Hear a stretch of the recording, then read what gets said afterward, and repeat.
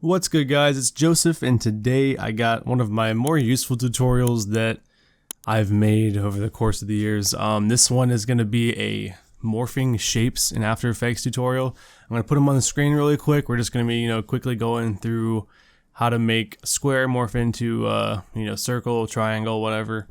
It's a little bit more complicated than you'd think, especially if you want it to look seamless and good. You can add some rotation to it, and you can kind of mess with the shape a little bit, but we're just gonna go ahead and get right into it. Got my project file right here, but I'm gonna go ahead and make a new one, and let's just get right into it. So before we start off, I have my title action safe on, and I'll tell you why. I can't figure out why. Maybe one of you guys know in the comments. You can just go ahead and tell me, but when I am making a shape and I want to morph it into a different one, say I draw a circle like right here, and then I copy the keyframe from the path to a different shape, and like say I draw the next shape that I want to morph it into over here. Oh, well, not, it has to be a separate layer, so you won't want it to be selected. So I draw it over here. For some reason, when you go down in the transform properties and whatever, it's all the same, and if I center them up, I'll show you a little bit more in a second, but like when I turn the square into the circle, for example, it'll just go back up to where it originally was, where I drew it first. So I'm just mentioned that in the beginning, just to show you guys that I don't know why it does this, but you'll see here in a second. So I'm gonna go ahead and start with the rectangle, and so I'm just gonna draw it direct center. It doesn't have to be exactly perfect, but just because your eyes are not gonna see any imperfections in this, but just make sure your cursor is in the middle. That's why I have the title action safe on. Just kind of line it up. And just go ahead and draw your square, press shift and control, and it's going to be centered. And so just do the same thing. Make sure your layer is not selected. You can go ahead and name the square if you want to. I'm just going to go ahead and do an ellipse or a circle on top of it. Do the same thing, hold shift and control at the same time. Make it about the same size as well. And so I'll name this one circle, and there is no triangle one, so I'm just going to draw a triangle.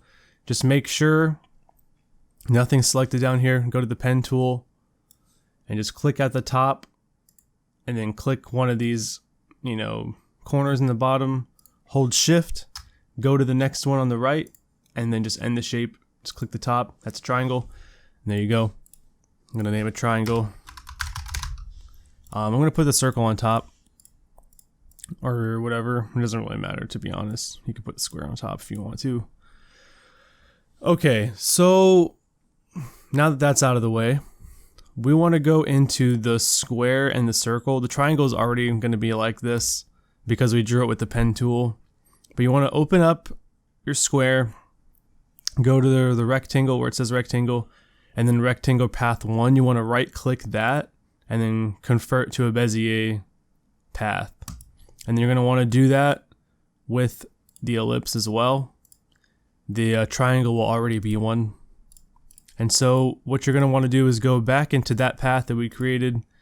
Just make a keyframe on all 3 of them. And there you go. Now if you just get out of there, press U on your keyboard. Now you see that we have all 3 of them. I'm going to go ahead and hide the circle and the triangle because we're actually not going to be using those layers. And I'm just going to drag this path, or this keyframe for the path for the square, a little forward. And then I'm going to go get the one for the circle because we're going to turn it into a circle first. Highlight this, Control C to copy it. Make sure path is selected before you paste it, Control V. And so now it's turning into a circle, and then we'll do the same thing. We're going to copy the keyframe for the triangle, and then make sure the path is selected. We're going to paste it right here. Now it's going to turn into a triangle, and we're going to fix this little motion at the end where it kind of flips over itself. And so before, if I were to draw, like say I drew the square dead center, but I drew the circle down here to the left or whatever, when I paste the keyframe to the circle for the circle onto the square, when it morphs into the circle, it's also going to change position and go all the way down here. And I don't know why that is. I couldn't figure it out, but then I just figured that if you just draw them on the same spot, about the same size, should work. If you guys have problems, I'll definitely help you out in the comments if you really can't, get it to work, because I definitely want you guys to get this to work, because this is a very useful technique to know, just morphing shapes in general, shape layers in After Effects, whether it be logos, text, whatever. So let's go ahead and get through this. This might be a little bit longer, but this is a very nice skill to have. So what we're gonna do is we're gonna actually make our square move. Like, you see how it's kind of, the keyframes are going to the left? I want it to be the other way around, because I'm gonna have it rotate and go right. I just like how it looks more. And so the way you do that is I'm actually gonna go ahead and show you guys, since I have the path selected, you see there's 4 points here, and there's one up here that has a little extra, square around it that's not on any of the other ones. So that's actually what's called the first vertex. And so the way this works is, this is the keyframe for the square, and this one's for the circle. This is the first vertex. If you watch it, the first vertex is going to move wherever, like starting here for the square, it's over there for the circle. So there's a few ways you can, change up how it looks. I'm just going to show you the way I used. You want to click the keyframe that you're going to be messing with, and you want to highlight the keyframe that you want to make the first vertex. Right click that, go to mask shape and path, and then set first vertex. And so now it's moving, it's kind of like the keyframes are sliding one to the right. And so it's going to be a little bit harder to do that for the triangle. There's a few different ways you can fix this. The first one, I'm going to go ahead and make, so you got the first vertex of the circle on the top, which means if you want it to be going to the right, this right here has to be a first vertex. But also, you'll notice the circle has 4 points to it, and the triangle does not. It has 3. So I'm just going to go in here in the middle, or I'm just going to go to the triangle, and I'm going to go ahead and go to Add Vertex Tool, and I'm going to make a spot towards the end right here. And so now there's 4 on each. It's still not going the way we want it to, but since I added that one, I'm going to go ahead and highlight this and then make this my first vertex. And so that way we have a few of our points going the way we need them to go. If you have to watch closely, because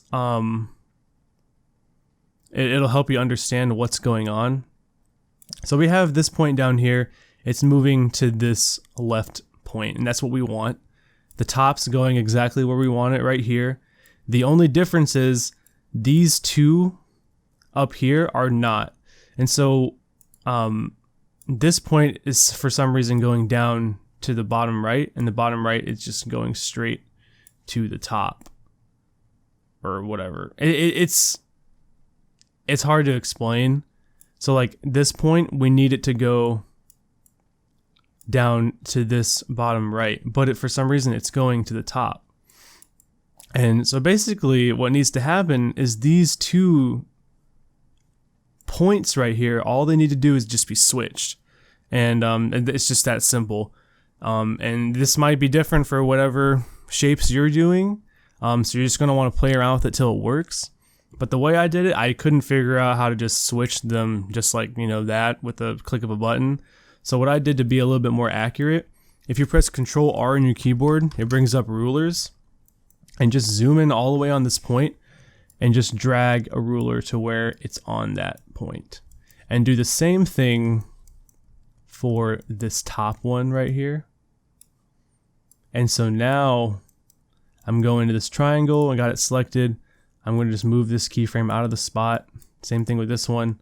I'm just going to, and it's going to snap right here if you have snapping enabled and whatever. It should snap directly to the grid. So now it's looking just how we want it. And I'm actually going to go ahead and change how it looks because I don't like how it has a little curve right here. So all you got to do is just go to path, just highlight this frame right here, and you can just select it. You can move it out, and you can smooth that out. And so now it looks a lot cleaner. And so that's it really. Like that's how you morph them. And so the next part is just how do you make it look a little bit better with easing and rotation and stuff. So I'm going to go ahead and highlight all of these, click F9 to easy ease them, or right click keyframe assistant, easy ease. You're going to want to go in the graph editor, and you can do anything here that looks good to you. Just depends on what you're looking for. So I might ease this in just a little bit. Same thing with right here, and just kind of, there you go. It's looking good. So actually right here, this is the frame that we messed with. It's going to make a new keyframe for it. So you actually don't need any easing on that one because it's literally just a change in how it's actually moving and not the speed at which it needs to be moved. And so that's that. The next thing that we need to do is just add a little rotation to it and make it look a little more alive. So just go ahead and press Shift R, and you'll notice that we're all on the same layer. So this circle and triangle, you can probably just get rid of them if you want. I'm just going to leave them there. So I'm going to make a keyframe for the rotation at the beginning, and then I'm going to go pretty much aligned with the first frame. You can offset it if you want. I'm going to go about -25, and then where this, you can't see a circle rotating, so I just put it back to 0 right here. And then if you wanted to, you can put it -25 again. If it was any other shape, you could, to make the circle kind of like go left and then shoot forward, but it's a circle, so you can't see if it's rotating, so it doesn't really matter. And so I just had the triangle just rotate to +25, about right here, or maybe a little forward, and then I just had it go back to 0 towards the end. And so now I got those. I'm going to easy ease those keyframes, go in that graph editor. And so I had it kind of ease a little bit in the beginning, and then I dragged this pretty much all the way to the left because it's giving that build up, and then it's going to shoot over into the circle. And so normally if it was any other shape, I would have it actually overshoot a little bit like I did with the triangle. But since it's a circle, you don't really need to do that just because it's a circle, like I said already. And so there you go. This is how it's looking. Obviously it needs a little bit more fine tuning, but that's the gist of what's going on here.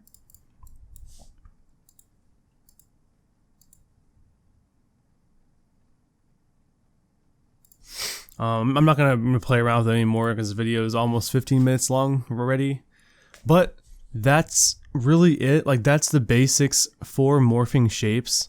If you wanted to, if you really wanted to, if you go here, go to the keyframe where the triangle is finished, you can like take this, move it a little bit so it kind of like stretches. But obviously you'd have to compensate that with others. Just to make it look a little bit more realistic. I might go into that in a different tutorial, kind of like, when it's turning into the circle, like when it hits here, you can kind of make it squish a little bit, just to give it like a little bit more of like a liquid effect. But then obviously you'd have to have another copy of this one, paste it down the road, and then change it, you know. But it just kind of depends. Like, you see how it's like there, and then you'd have to mess with the easing and stuff. But I'm gonna let you guys worry about that on your own. And it just comes with playing around with it and actually just getting in the program and doing it. But other than that, guys, like, that's all I got for today. Hopefully you learned something. Hopefully you use this in whatever you're animating. It could be anything. But other than that, if you have any questions, go ahead and comment down below. I try to answer all my comments and read all of them and stuff. My Twitter DMs are open. If you learned something, please consider subscribing, stuff like that. Leave a like on the video, whatever. Hope you guys have a great rest of the day. I'm out. Peace.